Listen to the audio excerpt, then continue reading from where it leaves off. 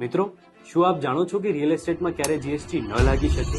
આજે આપણે જાણીશું G four GST. Real એસ્ટેટમાં mainly 3 પ્રકારના જીએસટી લાગતા હોય છે.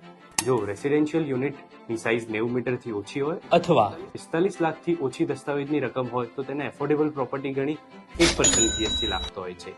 જ્યારે રેસિડેન્શિયલ યુનિટની દસ્તાવેજની રકમ 45 લાખથી વધુ અથવા તેની સાઇઝ 90 મીટરથી વધુ હોય છે ત્યારે તેમાં 5% એટલે કે 5% જીએસટી લાગતો હોય છે.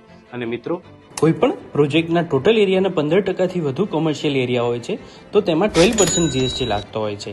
અને ટોટલ એરિયાના 15%થી ઓછો કોમર્શિયલ એરિયા હોય તો તેમાં 5% એટલે કે 5% જીએસટી લાગતો હોય છે. પરંતુ શું આપ જાણો છો કે જીએસટી ક્યારે ન લાગે? જ્યારે બિલ્ડિંગ યુઝ પરમિશન એટલે કે બીયુ પરમિશન, અને સરળ ભાષામાં તેને સમજીએ તો બિલ્ડિંગ જ્યારે રેડી પોઝિશન થયું હોય ત્યારે તેમાં કોઈ પણ પ્રકારનો જીએસટી ચાર્જ લાગતો નથી. આવી જ રિયલ એસ્ટેટની ઇન્ટરેસ્ટિંગ માહિતી જાણવા માટે આ વિડીયોને સેવ કરો અને તમારા તમામ મિત્રોને શેર કરો.